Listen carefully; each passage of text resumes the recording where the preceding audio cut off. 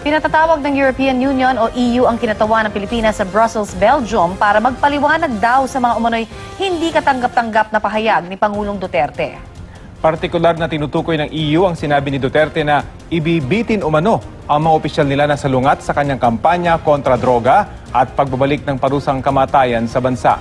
Nais daw nilang makipagpulong ang Chargé d'Affaires ng Pilipinas kay Deputy Secretary General Jean-Christophe Billard para bigyang linaw ang pahayag na ito ni Duterte.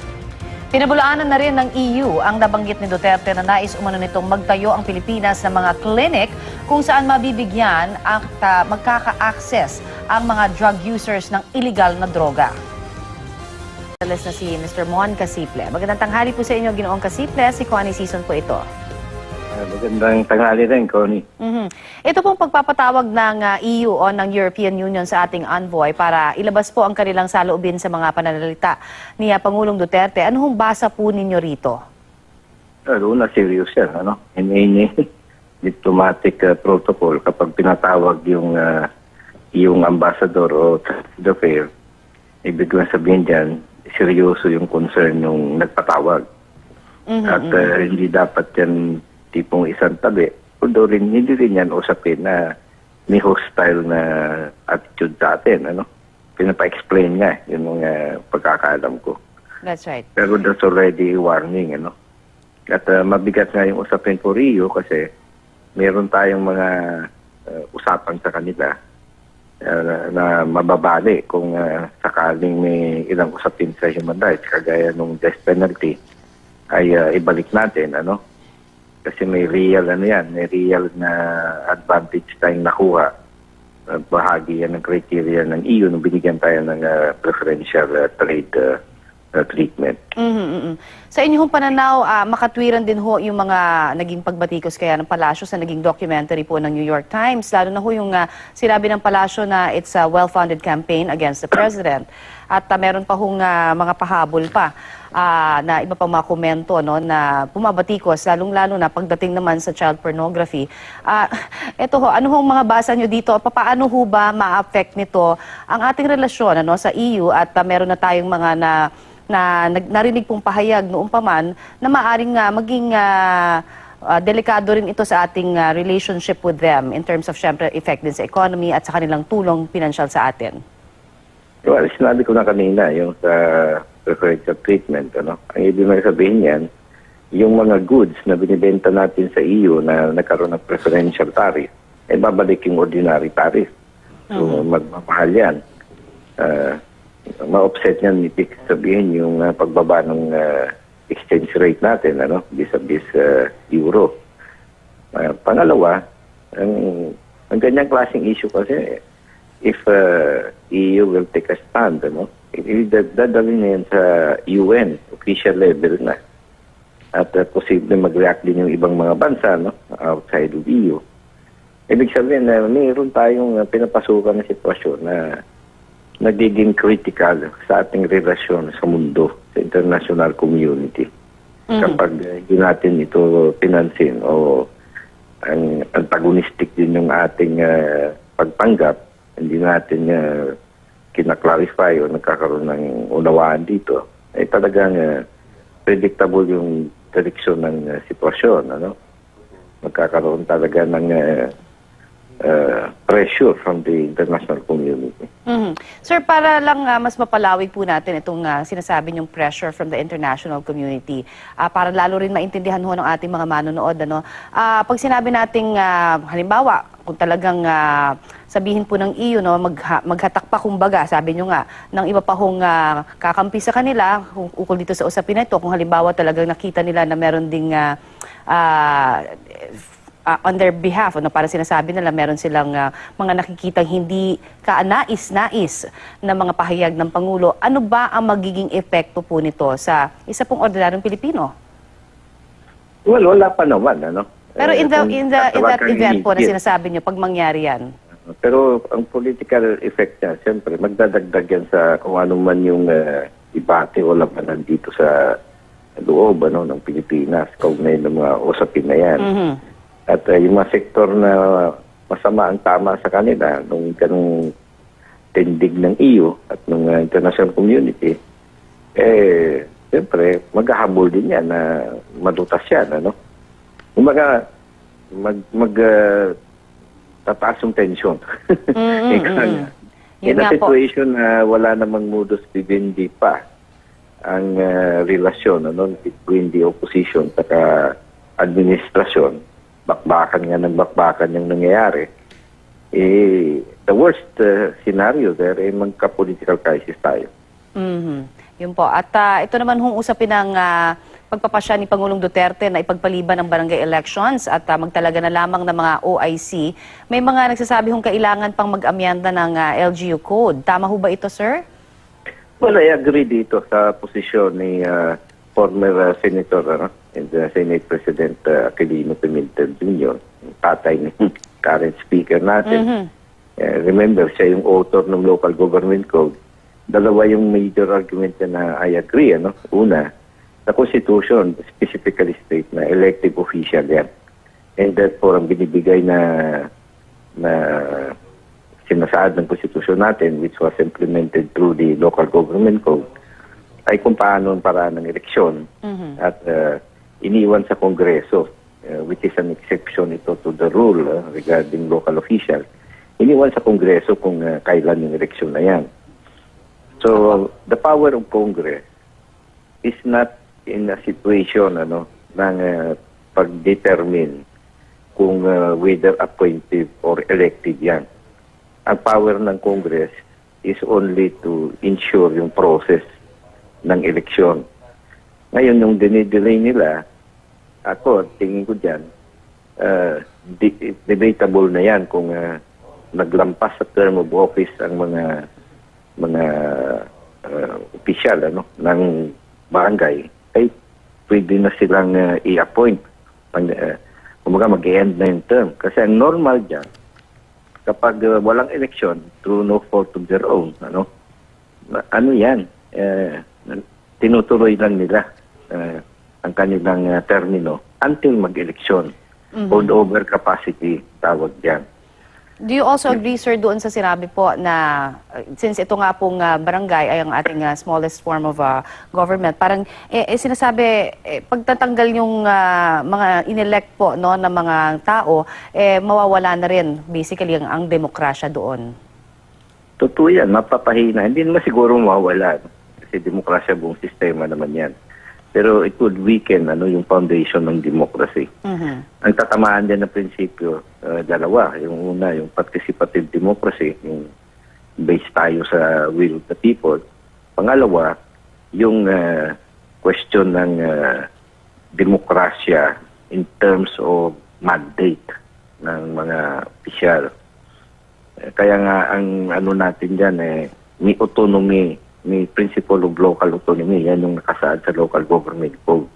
Na yung mga tao ay may laya, may karapatan, pumili nung kanilang mga pinuno hanggang presidente. Hindi lalong applicable yan sa mga taong nakikita nila sa day-to-day na buhay ng komunidad. Yun yung mawawala dyan. Kasi wholesale may karapatan ng presidente. May karapatan ng presidente ngayon, magtanggal, magsuspende ng mga local officials, including barangay. Pero for cause yan. Bawa, pinasuhan. O yan, sinasabi niya, merong 40%. Ang problema mo, kung 40% ay drug-related, may 60% kang hindi drug-related. Bakit nagkaroon ng parusa sa kanila? At pangalawa, ang paraan ng paghabol dito sa mga taong ito, assuming may ebidensya ang presidente, di kasuhan mo, isuspend mo for cause. Kaya na yun under the present system. Hindi necessary or hindi applicable yung wholesale na pagtanggal. Actually, magkaiba rito yung sinasabi din ng ibang mga pinuno natin, sabi nila, yung simpleng act ng lumampas sa termino, that would already vacate the office. And therefore, ang kailangan na bigyan ng authority ang president to appoint. Ako, ang counter-argument kasi dyan, bakit kung wala ng term, bakit hindi ko mag-eleksyon? Bakit ipipilit mo na idalhin sa 2020, gaya ng isang bill dyan, ang eleksyon. Anong dahilan? Wala akong nakikita ng dahilan, except may gusto dito, na magbigyan ng power ng presidente ng mga point.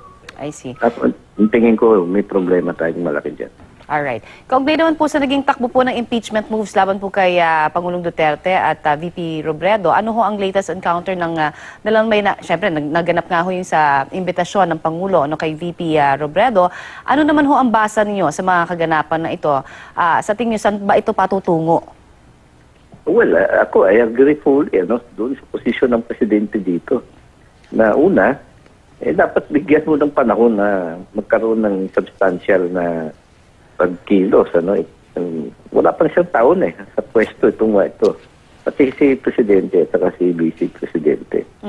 Pangalawa, kung tinignan ko yung mga batayan, at least yung mga nakasabi doon sa file, nakafile na document, yung sa Presidente, rehas, wala namang bago doon. At in the past, wala naman ding napatunayan doon. Ibig sabihin, they remain as accusation. Although may karapatan yung nag-file, ako tingin ko walang mangyari doon in terms of substantive, unless na may dala talaga sila na mga ebidensya, including witnesses, as part ng kanilang application. Pangalawa, very political yung process ng impeachment. Hindi usapin niya ng court process. And therefore, inamin mismo nung nag-file na wala siyang pagtingin na lulusot, yung mismong proseso na yan sa House of Representatives. Instead, nangyari, nag-counter. Nakarinig na tayo, nakakasuhan nga itong Vice Presidente on the grounds, actually, na kasama siya doon sa nag-file nung una. Talagang very partisan politics yan. Ako tingin ko, bigyan natin ng respeto yung proseso ng impeachment. Na kung usapin talaga dyan ay mabigat. Huwag natin hatiin yung bansa. Remember, si Presidente, 16.5 million votes yan. Si Vice Presidente, more than 14 million votes yan. The moment pasukan mo ng ganyang klaseng process, hatian tayo. Ganun ang mangyayari. Alright. The moment maghati naman, sana yung government. Sir, thank you very much po sa inyo pong ibinigay sa aming oras. Maraming po salamat. Yan naman po si Ginoong Mon Casiple. PTV, Telebisyon ng Bayan. Magandang umaga, bansang Pilipinas. Hindi sang-ayon si Pangulong Rodrigo Duterte sa panukala ng European Union na magtayo ng mga pasilidad para sa mga drug addict. Ayon sa Pangulo, iminungkahi ng EU na magkaroon ng mga pasilidad kung saan maring pumunta ang mga adik at mari silang turukan ng droga, ngunit sa ilalim ng masusing paggabay ng mga medical personnel. Tinawag naman ng Pangulong Duterte ang nasabing panukala na isang government-sponsored idiotic exercise. Ang mga sinasabing pasilidad na umano'y magbibigay ng supervised na lugar sa mga drug addict para harapin ang kanilang addiction ay magpapalubha lamang anya sa hinaharap na problema sa illegal na droga ng bansa.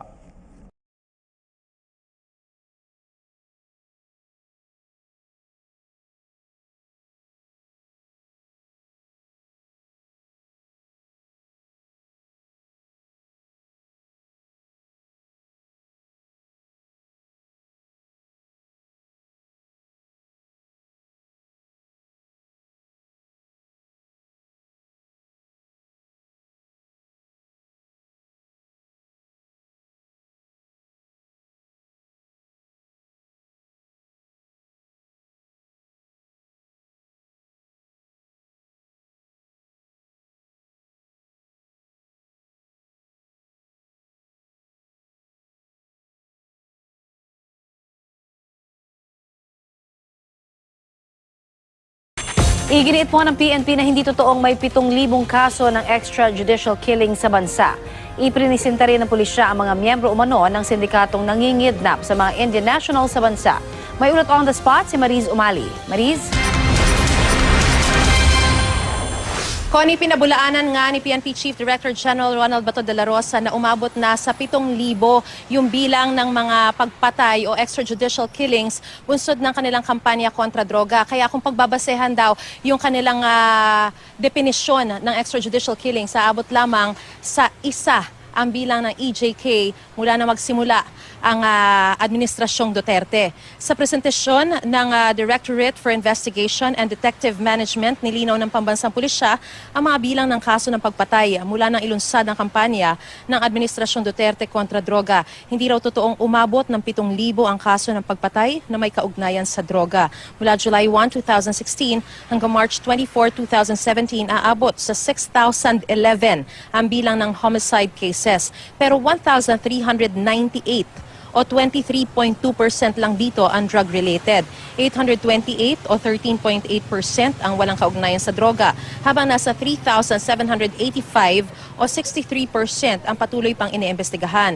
Aminado ang PNP na masyadong maraming kaso at ang kakulangan ng ebidensya ang nagiging sanhi kung bakit di agad matukoy kung drug-related o hindi ang mga kasong ito. Sa mga kasong ito, nasa 1,427 na raw ang naresolba, habang 4,584 ang kailangan pa ng case build-up.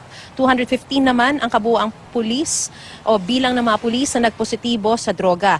Duda naman ni PNP Chief Bato, posibleng mga drug lord din mismo nasa likod ng pag-atake sa kampanya kontra droga ng pamahalaan dahil naapektuhan na raw umano ang mga negosyo nila. Ang atake raw umano kasi sa kanilang kampanya kontra droga ay pag-atake rin sa administrasyon bilang ito umano ang mukha ng pamahalaan.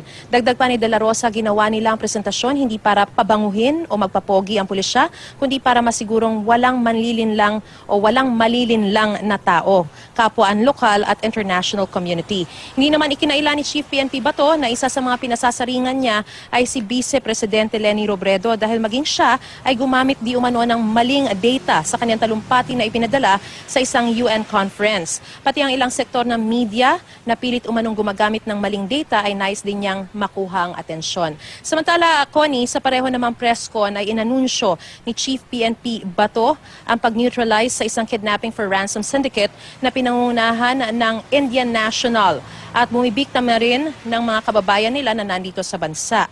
Kinidnap ng grupo umano ni Gurmeet Singh ang kapwa nito Indian National na si Harvinder Singh nitong March 9 sa Barangay Santa Barbara, Llanera, Nueva Ecija at napalaya lamang nitong March 25. Pero hindi na ipresenta ang sinasabing leader ng sindikato at ang tinukoy na tumanggap ng ransom payment na si Gurmeet na naaresto sa follow-up operation ng PNP Anti-Kidnapping Group sa Lupao, Nueva Ecija sa pangunguna nga ni Senior Superintendent Glenn Dumlao. Nahulog kasi ito sa sinasakyan niyang motor habang hinahabol siya ng mga pulis sa follow-up operations ito. Kasalukuyan siyang naka-confine sa PNP General Hospital at sa halip na ipresenta itong si Gurmeet, ang ipinesenta kanina ay mga miyembro ng kanyang sindikato na sina Jerry Cabadin alias Tolox, Francis Castro alias Gorilla at Gregorio Peña alias Junjun. Na-recover sa mga suspect ang 3 baril, granada at 600,000 peso cash na ransom. Ang grupo ay pinaniniwala ang sangkot sa 8 pang iba pang kidnap for ransom cases sa Pampanga, Bataan, Nueva Ecija at Metro Manila. Karamihan mga kapwa Indian National din ang mga biktima, kabilang ang pag-kidnap sa isang Rakesh Kumar Sani Singh sa Nueva Ecija noong May 2016. 2005 pa raw nagsimulang mag-operate ang grupo ni Gurmeet Singh. Samantala, Connie ay nagsasagawa ng pursuit operations ang PNP Anti-Kidnapping Group laban sa isa pang leader ng grupo na si Kicker Singh na at large pa rin hanggang sa mga oras na ito. At yan ang pinakasariwang balita mula rito sa Camp Crame. Balik sa iyo, Connie. Maraming salamat, Mariz Umali. Itinanggi ng Armed Forces of the Philippines na tinitiktikan, minamanmanan si Vice President Leni Robredo at 2 pang senador. Ayon kay AFP spokesperson Brigadier General Restituto Padilla, hindi kasama sa kanilang mga trabaho ang mag-espiya sa galaw ng mga halal na opisyal. Git pa ng opisyal, peke at maling balita ang lumalabas na nagsabing isa na sa ilalim sa military surveillance ang Vice Presidente at sina Senador Leila de Lima at Senador Antonio Trillanes IV kaugnay sa isa umanong destabilization plot laban sa pamahalang Duterte. Git pa ni Padilla na mismong si Pangulong Duterte ang nagsabi na respetuhin ang mandato ng mga nahalal na opisyal at tumatalima ang AFP sa utos ng kanilang Commander-in-Chief. Panawagan ni Padilla sa mga tao nagkakalat ng fake news na huwag gamitin ang AFP sa pamumulitika dahil ang military ay isang apolitical organization. Pinabulaanan ni PNP Chief Ronald Bato de la Rosa na umabot na po sa 7,000 ang mga kaso ng extrajudicial killing sa gitna po ng kampanya kontra droga ng Administrasyong Duterte. Mula July 1, 2016 hanggang March 24, 2017, aabot daw sa 6,011 ang bilang ng mga insidente ng homicide, pero 1,398 o 23% lang dito ang drug-related. 828 o 14% ang tiyak daw na walang kaugnayan sa droga at 3,785 o 63% ang iniimbestigahan pa. Sa video message ni Vice President Leni Robredo sa UN kamakailan, nabanggit po ng Vice Presidente ang datos na umabot na umano sa 7,000 ang EJK na may kinalaman sa droga. Tingin po ni De La Rosa, posibleng mga drug lord din umano ang nasa likod ng paninira sa kampanya kontra droga dahil apektado nito ang kanilang negosyo. Hindi naman pala talaga related sa war on drugs. Bakit pilit nilang ina-attribute sa war on drugs yung killings na yan? Gusto sirain ng war on drugs. Baka, behind these attacks are the drug lords ang nasisira yung kanilang negosyo dahil sa aming war on drugs. That remains to be seen.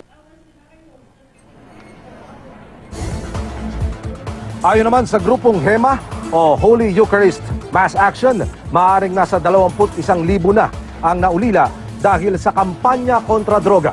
Yan ay kung totoong 7,000 na ang namatay sa anilay war on drugs. Ayon naman sa Commission on Human Rights, tungkulin ng gobyerno na alagaan ang mga naulilang bata at byuda sa kampanya kontra droga. Namatay ang kanilang tatay, namatay ang kanilang asawa, ang kapatid. So ano ngayon ang impact doon sa mga buhay nila sa pang-araw-araw na pagpatuloy ng kanilang buhay? Gumanda ba dahil dito o mas lalong lumala? So dapat malaman natin kung ano ang epekto nito sa mga ordinaryong mamamayan. Muling nilinaw ng pamunuan ng Philippine National Police na mga drug lords ang posibleng nasa likod ng mga pagpatay hinggil sa kampanya ng pamahalaan laban sa illegal na droga. Narito ang report ni Kirby Cristobal.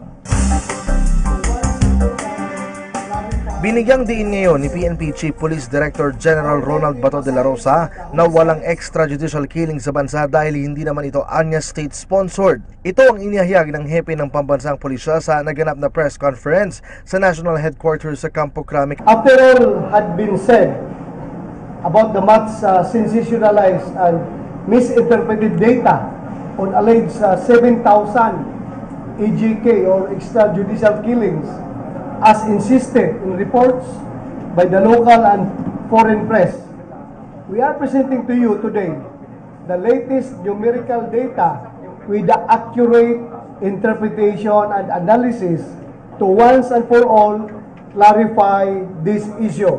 Ipinakita rin ng PNP ang lehitimong datos na kanilang hawak na binuo ng Directorate for Investigation and Detective Management sa pangunguna ni Police Director Augusto Marquez.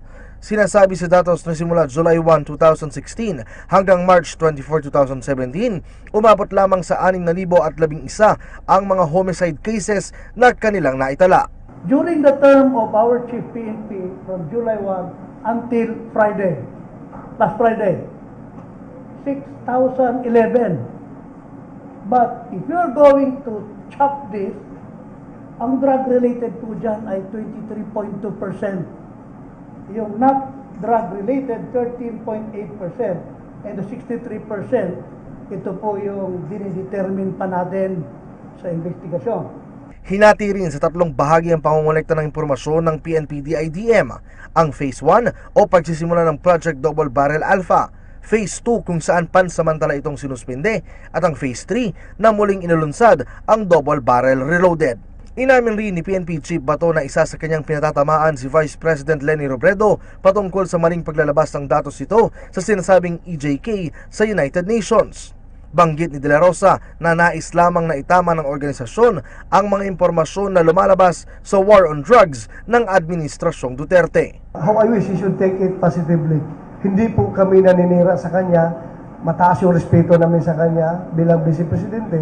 Pero gusto lang namin na makurik yung sinasabi niya para na rin naman sa kanya yan. she's the Vice President. So kailangan tama talaga yung lalabas na data galing sa kanya. Tinutulungan namin siya na makulit. Samantala, inalam rin natin ang pulso ng ating mga kababayan kaugnay pa rin ng anti-illegal drugs operations ng pamahalaan. Para sa akin kasi malaking pagbabagong nagaganap. So, siguro yung mga tao talaga natatakot sa nangyayaring ibinibigay ng pamahalaan natin. Kung sa akin lang po, pwede po sa akin yun. Okay na okay po yun. Dahil po? Dahil po sa para tao may katakutan din po. Kasi tao ngayon wala na po katakutan. Mula sa Campo Crame, para sa PTV News, Kirby Cristobal.